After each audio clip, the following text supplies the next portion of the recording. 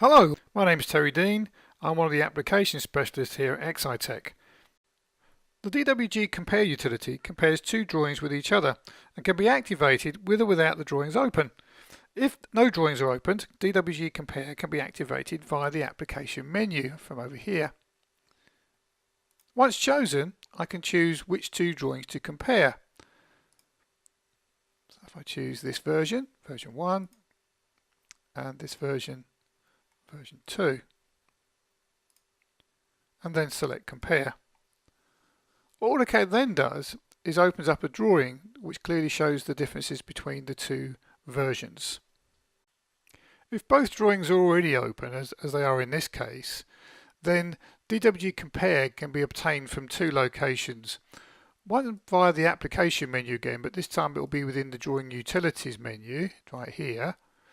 Alternatively, via the new Collaborate tab on the ribbon here, and there we have DWG Compare. The active drawing, the open drawing, which is currently this one here, version 1, that will be recognized as DWG1, and DWG2 will need to be browsed for. When I hit compare this time, a third drawing is created and opened, and clearly indicating the differences between the two drawings. And an optional rev cloud surrounds the changes also. Grey indicates elements are unchanged, identical and common to both. Green indicates existing modified elements and their original location.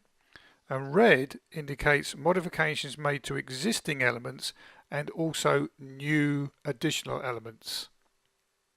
Whilst within this third comparison drawing, a compare contextual ribbon has appeared and a number of settings that we can use to vary the appearance of our comparison.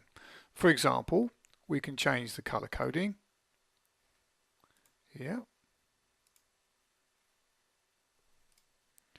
We can also turn off or on the revision card, and it can also be resized and reshaped. So there's the reshaping and there's the resizing,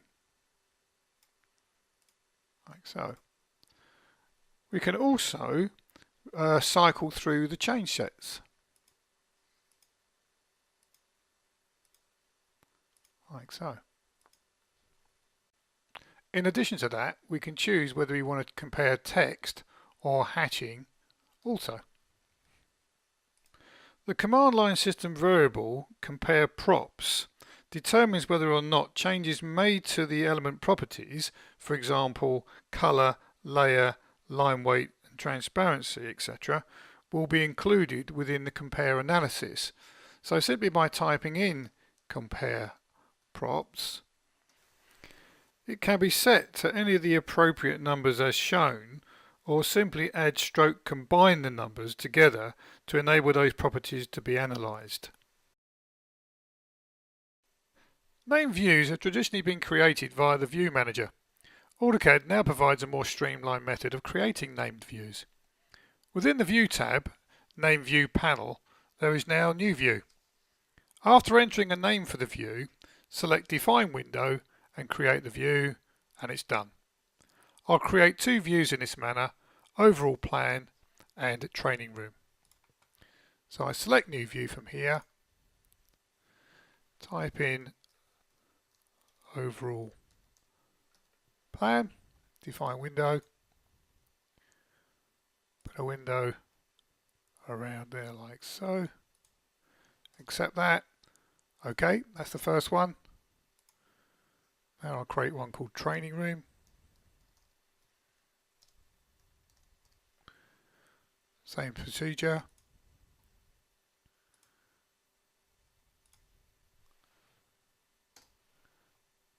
And that's done. When switching to a layout, the name views previously created can be found via the ribbon within the Layout tab. Over here in the Layout Viewports panel, we now have a new function called Insert View. That displays a gallery of the named views that we created earlier. From the gallery, we simply click and drop the views onto the sheet. Having done so, we can select the viewport, and the triangular central grip can be used for setting the scale, which by the way will be automatically locked. If I use the central square grip, I can reposition, and of course the corner grips can be used for any minor adjustments to the viewport, like so. So if I do the same with the training room name view and drop that onto the sheet also, that just so happens to be at the right scale anyway. Now maybe at this point I realise I need another view, but it doesn't necessarily have to be named. So if I come up here to the gallery and choose new view, that will allow me to create an unnamed view. Now this is a method that I could have used on the previous two views, and that is I can right click before placing the view, choose the relevant scale, and then reposition.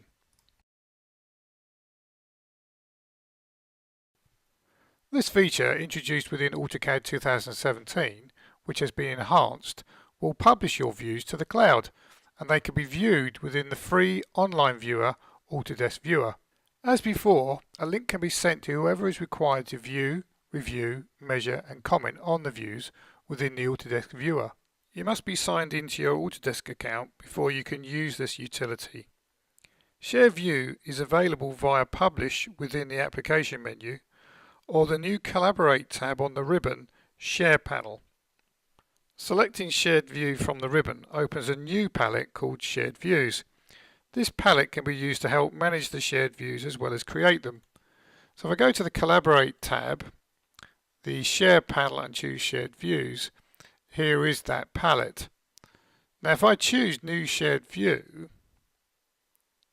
you can see a dialog box appears which enables me to rename the view and also choose whether it's only the current view that I share, or I can share the Model tab and all the other layout tabs as well. When I choose Share Now, this dialog box appears to indicate to me, or to inform me, that background processing will be enabled. And now when I hit Proceed, on the status bar in the bottom right hand corner now, there is an animated icon which is indicating that something is going on, and after a short while a notification bubble will come up to tell me that it's actually been done. So as you can see, the notification bubble has indeed appeared, and we can use this to actually open up the view within the browser, which shouldn't take too long. At the same time, an email will be sent also informing us of this view, and we can also use that link within there to open up the viewer as well. And it's in here that there are a number of tools that can be used to carry out the view and comment and do the measuring as well. If I now go back into AutoCAD, you'll see that the palette doesn't actually indicate there's been any views shared. But if I carry out the refresh here, that will show me a little thumbnail of the image that's actually being created, and it informs me that it expires in 31 days. The default expiry time is 30 days. However, within here we can extend that. We can also delete this view, and we can also open up in the viewer, of course, but also create a link which can then be emailed, that can be copied and then emailed to anybody who needs to have access to this view. This video focuses upon the external reference XREF enhancements. In particular, XREF specific system variables and the new XREF layer property control. I'm about to attach an X reference to this host drawing. A new command line system variable called XREF layer allows the predefining of a layer onto which any X reference will be attached. Even if this layer does not exist, AutoCAD will create it. However, this layer will only appear within the layer properties palette and layer drop-down after the X reference has been attached. So if I now type in XREF layer and call it XREF, as you'll see within the layer drop down there is no XREF layer. However, if I attach this X reference to my host drawing, that layer has now been produced, and there it is. And if I select the X reference, you can see up here in the layer drop down that it is actually attached to it. Still on the subject of command line accessible system variables, XREF override being one of them, which controlled the by layer behavior of layers within external references, this is now found within the layer properties palette within the layer settings dialog box, which is now here. Now, when an XREF layer is overridden, a XREF property filter will automatically be generated here. So if I were to make the XREF layer furniture blue, and these two service layers grey, you can now see under here, underneath the XREF layer filter, we now have an XREF override filter. So when I select that, it will only show me those layers that have an override in effect. Layer property override highlighting has been available for some time.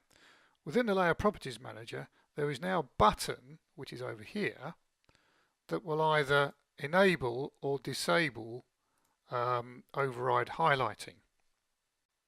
Even with the override highlighting disabled, it's still recognizable by means of these icons here in the status column to recognize which layers have indeed been overridden.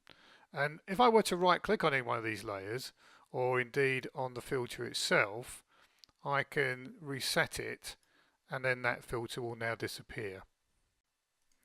The setting Viz Retain is no longer available within the options dialog box.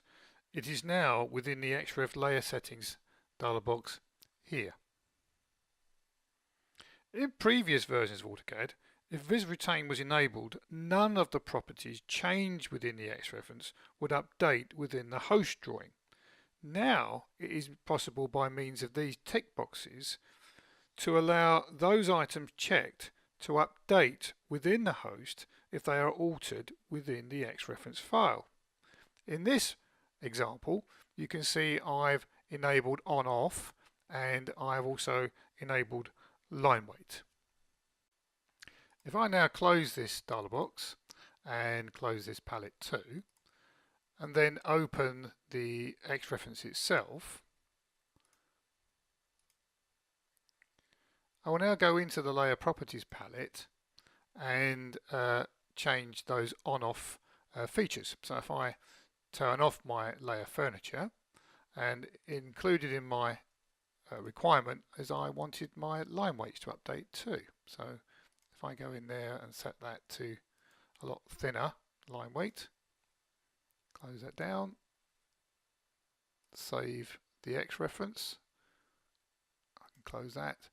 We're now told that this needs to be reloaded, so if I now reload that, you can see that those properties that I allowed to be overridden have now been overridden. Of course, if those layers had already been overridden within the host itself, they would have remained unaffected. Well, that concludes this AutoCAD 2019 new features video. I hope you found it useful. Please check out our other videos. Thank you for watching.